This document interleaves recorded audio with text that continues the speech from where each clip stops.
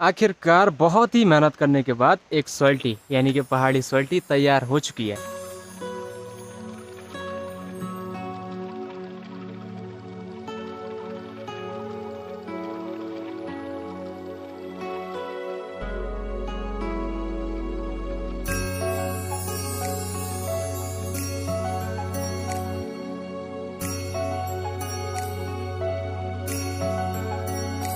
ओम नमः शिवाय।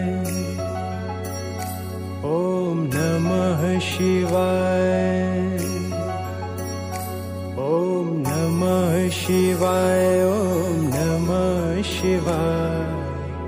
हर हर भोले नमः शिवाय। ओम नमः शिवाय। ओम नमः शिवाय। हर हर भोले नमः शिवाय। हर हर भोले नमः शिवाय। रामेश्वराय शिव रामेश्वराय।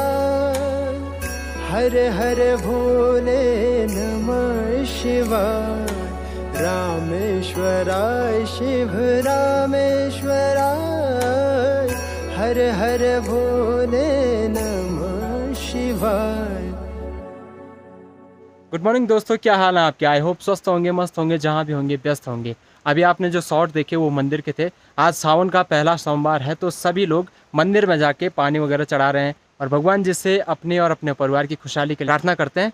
और मैं भी अभी मंदिर में जा रखा था, मंदिर में पूजा अर्चना की, पानी वगैरह चढ़ाए, उसके बाद मैं वापस घर में आ चुका हूँ। और आज स्टार्टिंग में ही आप लोगों ने देख लिया होगा कि बारिश का मौसम है, तो आगे भी मुझे नहीं लग रहा कि अभी बारिश बंद होने वाली है। हल्की फुल्की बूंदाबांदी तो अभी भी हो ही रही है। ऐसे मौसम में आपको मैं क्या दिखा सकता हूँ उसके बारे में मैं बता देता हूँ। आज मैं अपने बड़े भाई के साथ पहाड़ी स्वेटी बनाऊंगा जिसका उपयोग हमारे पहाड़ी कामकाज के लिए किया जाता है। तो वीडियो की शुरुआत कर लेते हैं। हाय हेलो नमस्ते सिमरन प्रणाम, मेरा नाम है अनूप सेमवाल। आइए आपसे कुछ बात करते हैं, चलिए फिर शुरुआत करते हैं। सबसे पहले तो आज का मौसम मैं बता देता हूँ। यहाँ देखिए ऊपर बादल वगैरह आपको उड़ते हुए दिखाई दे रहे होंगे और पहाड़ी मकानों के ऊपर से ही बादल गुजर रहे हैं। बारिश तो रुकने वाली है नहीं। केदार घाटी की तरफ भी पूरे बादल लगे हुए हैं, तुंगनाथ की साइड भी पूरे बादल लगे हुए हैं। तो आज का मौसम कुछ ऐसा है। मौसम जैसे भी होगा आगे मैं आपको बताता रहूंगा, लेकिन अब मैं आपको फिलहाल पहाड़ी स्वेटी की तरफ ले जाता हूँ जिसकी बुनाई का एक तरीका होता है। तो अभी आपको जो मेरे हाथ पे ये दिख रहे हैं इसको रिंगाल बोलते हैं। ये यहाँ पे नहीं होते, मतलब बहुत दूर जंगलों में होते हैं, तो वहाँ से ये लाने पड़ते हैं। तो पहाड़ी स्वेटी बनाने के लिए हमको 11 रिंगाल चाहिए होती है। इसमें से 3 रिंगाल को केवल 2 भागों में किया जाता है। इसका पाता बनाया जाता है और ये आपको अलग दिख रहे होंगे। तो 3 रिंगाल को 2 भागों में किया जाता है और जो 8 रिंगाल है उनको 4 भागों में किया जाता है, जो कि यहाँ पे आपको दिख रहा होगा। इनको सुरका बोला जाता है। और जब जो सुरके वाले रिंगाल है ना, इनको 4 भागों में किया जाता है।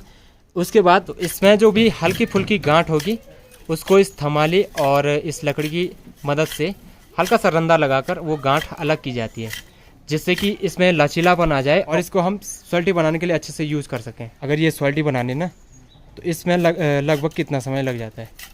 कम से कम फाड़ने से लेकर बनाने तक 1.5 घंटा करीब लग जाता है। 1.5 घंटे में एक स्वेटी तैयार।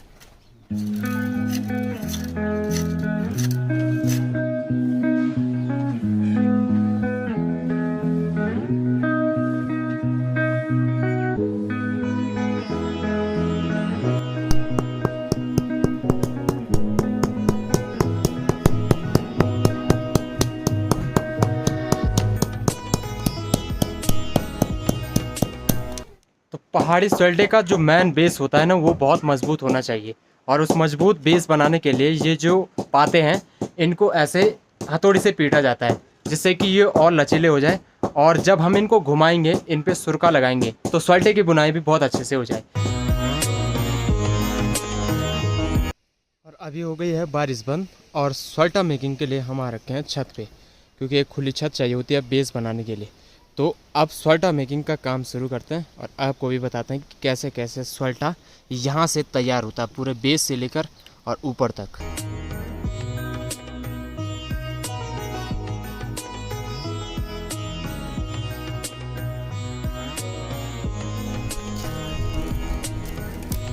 अब जो पहाड़ी स्वेल्टी का बेस तैयार किया जा रहा है, उसके लिए जो 8 रिंगाल थे जिनको 4 भागों में किया गया था, तो उनसे बेस तैयार किया जा रहा है। तो अभी आप देख सकते हैं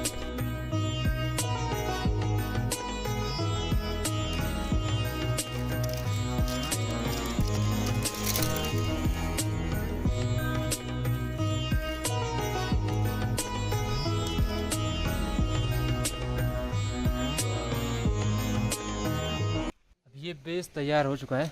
बीच में ये गैप रखे जाते हैं जैसे कि अपने अंदाजे से। और सॉल्टी बनाने के लिए जो बेस होता है उसके लिए ऐसे लकड़ी अगर रखी है तो उससे अंदाज़ा हो जाता है कि कितना मतलब किस हिसाब से सॉल्टी बन सकती है। तो ये बेस के लिए ये लकड़ी है जैसे, तो इसका नाप लिया गया होगा पहले जो सॉल्टी बनाई होगी, तो इससे उसका बेस तैयार हो रहा है।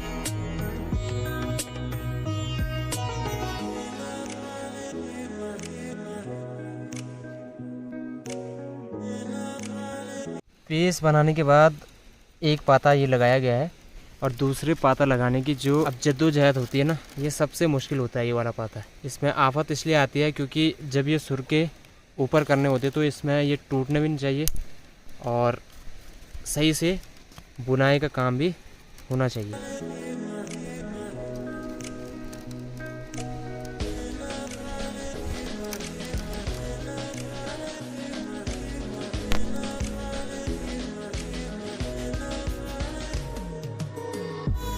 कुछ भी बोलो, टफ काम तो है ही। जिसने सीखा हुआ है उसके लिए तो ज़्यादा टफ नहीं होगा, लेकिन जो सीखना चाहता है, जो बिगिनर होगा इसमें, तो उसको ये बहुत टफ लगेगा कि हाथ कटने का डर भी रहता है। और अगर कहीं पे भी कोई रिंगाल अगर टूट गई, मतलब इतनी मेहनत करने के बाद, फाड़ने के बाद, फिर उसको हथौड़ी से पीटने के बाद, अगर वो बुनाई के समय अगर टूट गई कोई रिंगाल, तो फिर दोबारा से दूसरी रिंगाल यूज़ करनी पड़ेगी, जो कि पॉसिबल नहीं होता क्योंकि बहुत दूर से रिंगाल लानी पड़ती है। तो टफ गेम तो है ही।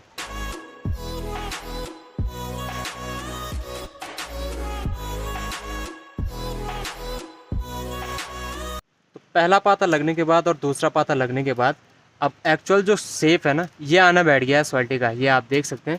और अब मैं भी थोड़ा हाथ आजमाता हूँ क्योंकि थोड़ा बहुत मैंने सीखा था अपने दोस्त खुशहाल के साथ। मुझे इस काम को करते हुए ज़्यादा समय तो नहीं हुआ है, लेकिन मुझे पता है कि अगर मैं किसी चीज़ को सीखना चाहूँ ना तो बहुत अच्छे से सीख जाता हूँ। एक होता है ना कि जिस टाइम पे तुम जो चीज़ सीखना चाह रहे हो ना, वो चीज़ पे फोकसेबल हो गया अगर, तो हम सीख ही जाते हैं। तो सेकंड पाते के बाद अभी ये थर्ड जो पाता लग रहा है ना, इसमें आफत तो नहीं आती है। बस ध्यान देने वाली बात है, जब हम ये पाता लगा रहे हों तो इनको सही मिलान पे लगाना है। ये वाला भी सही मिलान पे होना चाहिए सुर के, और ये वाला भी सही मिलान पे होना चाहिए। और नीचे जो गत्ता लगाया गया है ना, ये गत्ता इसलिए लगाया है जब हम ऐसे घुमा रहे हैं तो इसके नीचे की जो तलहटी है वो ख़राब ना हो घिस के। और ऊपर से ये बेस को इसलिए दबाया गया है, नहीं तो ये हिलता है ज़्यादा। बस जब बुनाई कर रहे हो तो ये ध्यान रखना है कि इन रिंगाल पे हाथ भी फटता है, तो आराम से, मतलब एक टेक्निक है कि मतलब हमारा हाथ भी ना छिले और हम बुनाई भी कर पाएँ। कभी कभी तो आँख में भी लग जाती है रिंगाल की।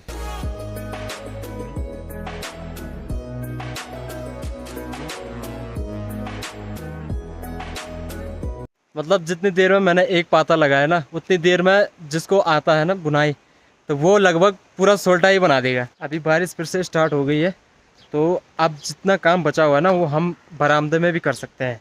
जो बेस बनाना होता है उसके लिए चाहिए होती है खुली छत। अब बारिश में हम बरामदे में आगे का काम निपटाएंगे।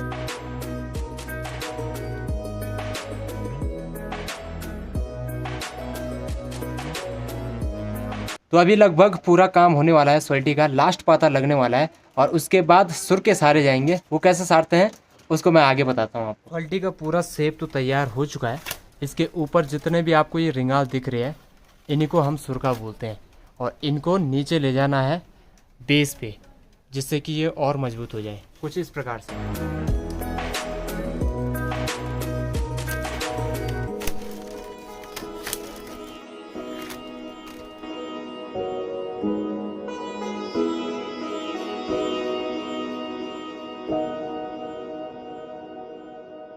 ये वो गेंजी में घर वाली ये कभी बताते ठीक से। तो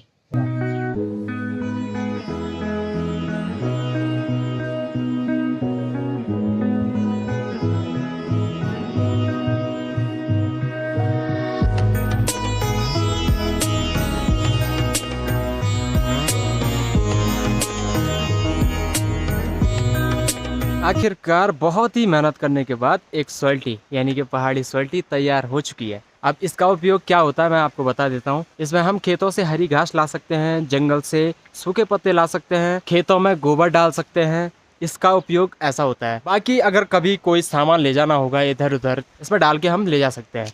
तो बहुत ही उपयोगी होता है ये स्वाल्टा, पहाड़ी स्वाल्टा। तो इसको बनाने में लगभग 1.5 घंटे लग जाते हैं जैसे बड़े भाई ने बताया। लेकिन आज थोड़ा देर इसलिए लग गई कि बीच में बारिश वगैरह भी लग गई थी, तो उसके बाद हमने रेस्ट लिया। और रेस्ट करने के बाद फिर से जब बारिश बंद हुई तो उसके बाद बेस बनाने के लिए हम छत में आए और फिर बारिश लगी और फिर हम नीचे गए। फिर जो मेन बॉडी पार्ट है स्वाल्टे का वो तैयार किया। तो आपको कैसे लगी ये पहाड़ी स्वाल्टी ये आप ज़रूर बताना कमेंट बॉक्स में। और इससे जुड़े हुए कोई भी आपके सवाल होंगे वो भी आप कमेंट बॉक्स में लिख सकते हैं। एक ही टॉपिक पे मैंने आज का वीडियो रखा हुआ था, वो थी पहाड़ी स्वाल्टी। बाकी अगर आपको ये वीडियो अच्छी लगी हो, पहाड़ी स्वाल्टी की ये बुनाई अच्छी लगी हो, वीडियो को लाइक जरूर करना, कमेंट करना, अपने विचार शेयर करना अपने दोस्तों के साथ। साथ ही चैनल पे नए हो तो सब्सक्राइब करके नोटिफिकेशन बेल जरूर दबा देना, ताकि मैं आपका होस्ट और दोस्त पहाड़ की हसीन वादियों से ऐसे खूबसूरत लम्हे आपके साथ शेयर करता रहूँ और ढेर सारी बातें आगे भी मैं करता रहूँ। मिलता हूँ मैं आपको अगली किसी वीडियो में। तब तक के लिए दोस्तों ख्याल रखें अपना। जय हिंद, जय Uttarakhand. Till the end, love you all my friend. Thank you so much.